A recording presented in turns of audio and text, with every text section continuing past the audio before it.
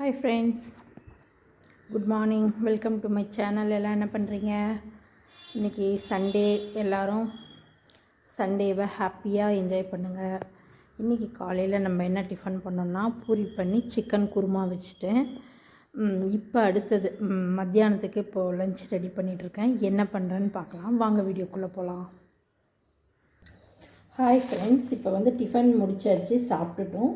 பூரி பண்ணி சிக்கன் குருமா பண்ணி சாப்பிட்டாச்சு. இப்போ அடுத்தது என்ன மத்தியானத்துக்குன்னா பாருங்கள், நான் பாஸ்மதி ரைஸை 1 கப் எடுத்திருக்கேன். 1 கப் மட்டும் போதும், அதனால் 1 கப் மட்டும் எடுத்துருக்கிறேன். அதை ஊற வச்சுக்கலாம். இதை வந்து இப்போ என்ன பண்ண போகிறோம்னா நம்ம குஷ்கா பண்ண போகிறோம். பாருங்கள், தேங்காய் பால் எடுத்து ஊற்றி குஷ்கா பண்ண போகிறேன். அதுக்காக தேங்காய் வந்து ஒரு 1.5 மூடி எடுத்து அறுத்து வச்சுருக்கேன். இது வந்து என்னென்னா பாதி சிக்கன் வந்து குருமா வச்சுட்டேன். மீதி சிக்கன் வந்து நான் வந்து மசாலாலாம் போட்டு கலக்கி வச்சுருக்கேன். இதை வந்து ஃப்ரை பண்ண போகிறோம் நம்ம. அதுக்கு என்ன மசாலானா இதில் வந்து நம்ம என்னென்ன போட்டிருக்கோன்னா கொஞ்சம் தயிர், மிளகாத்தூள் கொஞ்சம், வெங்காயம் கொஞ்சம், தக்காளி கொஞ்சம், எண்ணெய் ஊற்றிட்டு உப்பு, தனியாத்தூள், மிளகாத்தூள், லெமன் கொஞ்சம் புளிஞ்சு விட்டுருக்கேன். தயிர்க்கெல்லாம் ஊற்றி கலக்கி வச்சுருக்கேன். அதுக்கு என்ன மசாலானா பாருங்கள், ஒரு 4-5 காஞ்ச மிளகா, 2 ஏலக்காய், மிளகு, சீரகம், சோம்பு, பட்டை, லவங்கம் எல்லாம் சும்மா அப்படி லைட்டாக ஃப்ரை பண்ணி வச்சுருக்கேன். இதை அப்படியே பொடி பண்ணிவிட்டு நம்ம வெங்காயம் கொஞ்சம் போட்டு வதக்கி நம்ம இந்த சிக்கனை ஃப்ரை பண்ண போகிறோம். சூப்பராக இருக்கும். இருங்க, நான் உங்களுக்கு காமிக்கிறேன். நம்ம குஷ்கா தாளிக்கும் போதும் சிக்கன் ஃப்ரை பண்ணும் போதும் நான் உங்களுக்கு காமிக்கிறேன். வெயிட் பண்ணுங்கள். நம்மளோட வீடியோலாம் வந்து சிம்பிளாக ஹெல்த்தியாக எப்படி செய்கிறோம் அப்படின்றது தான் நான் உங்களுக்கு ஒவ்வொரு வீடியோலையும் நான் உங்களுக்கு காமிக்கிறேன். ரொம்ப நேரம் எடுத்துக்கிட்டு நான் வீடியோ போடுறது கிடையாது.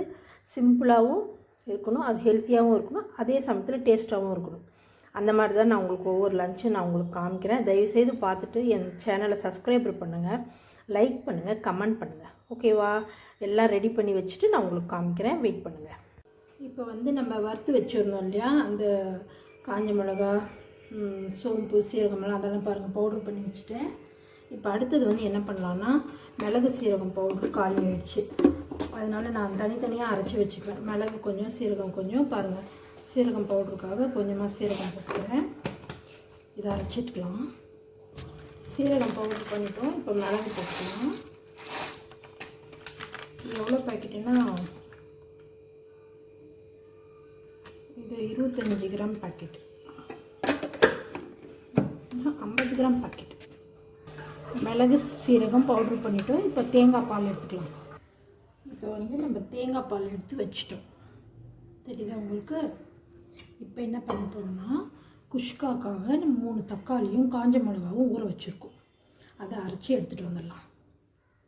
பாருங்கள், ஒரு 10 காஞ்ச மிளகா, ஒரு 3 தக்காளி மட்டும், சின்ன சின்ன மீடியம் சைஸ் இருக்கிற தக்காளி ஒரு 3 மட்டும் போட்டுக்கலாம்.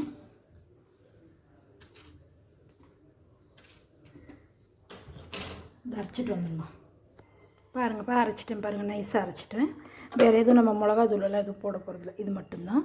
இன்னொரு விஷயம் உங்களுக்கு காமிக்கணும், வாங்க பார்க்கலாம். இது வந்து பால், தேங்காய் பால். இது வந்து சிக்கன் ஃப்ரைக்காக வறுத்து அரைச்சி வச்சுருக்க மசால். பாருங்கள், சீரகத்தூள் அரைச்சி வச்சுட்டேன், மிளகுத்தூளும் அரைச்சி வச்சுட்டேன். இது எப்படி எனக்கு ஒரு மாதம் வரும். ஏன் இப்படி அரைச்சி வச்சுக்கிறதுனா டக்குன்னு நம்மளுக்கு ரசம் வைக்கணும், மிளகு சீரகம் நுணுக்கு தேவையில்லை. எதுக்குனாலும் நம்ம போட்டுக்கிறதுக்கு நம்மளுக்கு கண்டிப்பாக தேவை. கடையில் வாங்கினா நிறைய ரேட்டாக விற்கும். அதனால் கொஞ்சம் கொஞ்சம் அரைச்சி வச்சுக்கிட்டோம்னா நம்மளுக்கு ஆத்திரம் அவசரத்துக்கு எடுத்து போட்டுக்கலாம். அதுக்காக அரைச்சி வச்சுருக்கேன். அப்புறம் இன்னொரு விஷயம் என்னென்னா, இந்த கத்தி வந்து நான் ஃப்ளிப்கார்ட்டில் வாங்கினேன். இப்போ தான் ஒரு 3 நாள் ஆச்சு. அப்போயே உங்களுக்கு காமிக்கலாம்னு நினச்சேன், மறந்துட்டேன். 220 ரூபாப்பா இந்த கத்தி. சூப்பராக இருக்குது. நான் இது 2 இன்னும் யூஸ் பண்ணல. இது ஒன்று தான் யூஸ் பண்ணிகிட்ருக்கேன். ஆனால் ரொம்ப ஷார்ப்பாக இருக்குது, நல்லாயிருக்கு. நீங்களும் வேணால் ட்ரை பண்ணி பாருங்கள். இங்கே பாருங்கள், நான் ஏதோ கொஞ்சம் சாதாரணமாக தான் இருக்கும்னு நினச்சேன். எப்படி அறுத்துக்கிச்சு பாருங்கள். இந்த சின்ன கத்தியே ரொம்ப நல்லாயிருக்கு. நீங்கள் வேணும்னா வாங்கி பாருங்கள். நிறைய பேர் பார்த்து கூட வாங்காமல் வந்திருப்பீங்க. என்ன யோசிச்சிருப்பீங்கன்னா, அந்த பெயிண்டெல்லாம் இருக்கே, நல்லா இருக்குமோ நல்லா இருக்காதுன்னு. ஆனால் சூப்பராக ஒர்க் பண்ணுது. வேணுன்றவங்க வாங்கிக்கோங்க. ஓகேவா? வாங்க நம்ம சாப்பாடு தாளிச்சிடலாம். இப்போ சாதம் தாளிச்சிக்கலாம். எண்ணெய் ஊற்றிக்கலாம்.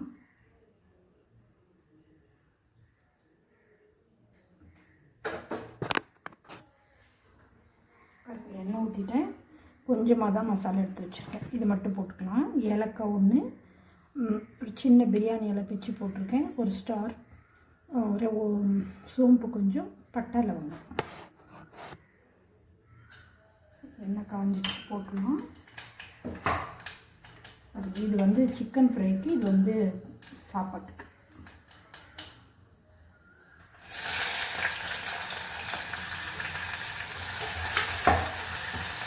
வெங்காயம் கொஞ்சம் வணக்கட்டும். இஞ்சி பூண்டு பேஸ்ட்டு கொஞ்சமாக போட்டுக்கலாம்.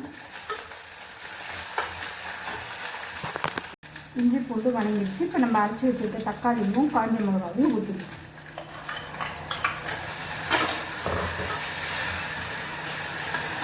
வேறு எதுவுமே நம்ம போட போகிறதில்ல. பச்சை மிளகா தூளெல்லாம் எதுவுமே கிடையாது. இந்த ஒரு காரம் மட்டும்தான், காஞ்ச மிளகாவோட காரம் மட்டும்தான். அது பார்த்துக்கோங்க, உங்களுக்கு எவ்வளோ காரம் வேணுமோ அந்த அளவுக்கு காஞ்ச மிளகா போட்டுக்கோங்க. இது கொஞ்சம் லைட்டாக வணங்கிட்டோம். கொஞ்சம் உப்பு போட்டுக்கலாம், சாப்பாட்டுக்கு தேவையான உப்பு போட்டுக்கலாம். மசாலா நல்லா வணங்கிடுச்சு. நம்ம இதில் தான் 1 கப்பு எடுத்துருக்கோம், அதில் 2 கப்பு தேங்காய் பால் ஊற்றிக்கலாம்.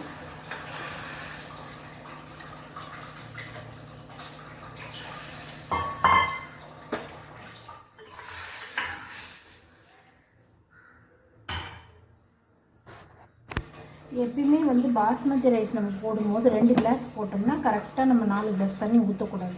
கொஞ்சம் ஒரு 1/2 கிளாஸ் கம்மியாக ஊற்றணும். ஏன்னா வந்து கரெக்டாக நம்ம ஊற்றினோம்னா குழஞ்சி போயிடும் சாதம். அதனால ஒரு கால் பங்கு கம்மியாக ஊற்றுனீங்கன்னா ரைஸ் நல்லா பொலன்னு வரும். அது இப்போ வந்து கொதிச்சிச்சு. நம்ம அரிசியை போட்டுக்கலாம்.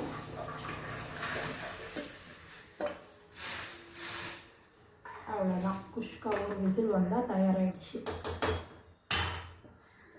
எவ்வளோ சிம்பிளாக, எவ்வளோ ஈஸியாக நான் செய்கிறேன். அது மாதிரி தான் உங்களுக்கு நான் காமிக்கிறேன். ட்ரை பண்ணி பாருங்கள். பார்த்துட்டு எப்படி இருக்குதுன்னு எனக்கு சொல்லுங்கள். சரியா? உப்பெல்லாம் கரெக்டாக பர்ஃபெக்டாக இருக்குது. இப்போ நம்ம மூடி போட்டுடலாம்.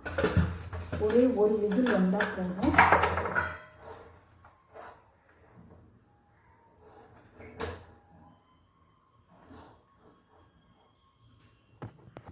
இந்த பக்கம் சிக்கனுக்கு எண்ணெய் ஊற்றிட்டேன் பாருங்கள். சின்ன வெங்காயம் போட்டுக்கலாம். ஃபஸ்ட்டு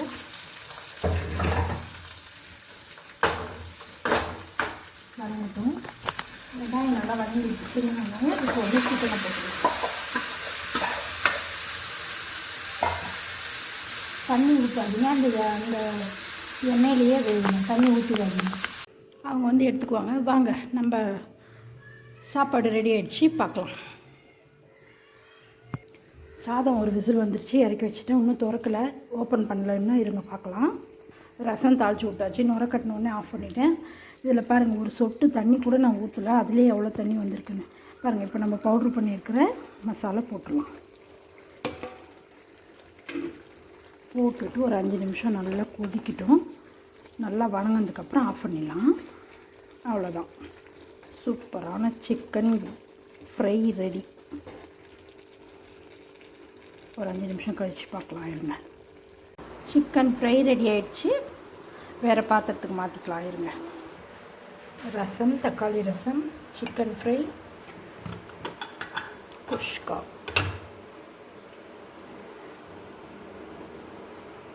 பாருங்கள் எப்படி போலன்னு இருக்குது பார்த்தீங்களா? சூப்பராக ரெடி ஆகிடுச்சு. இன்றைக்கி சண்டே லஞ்ச்.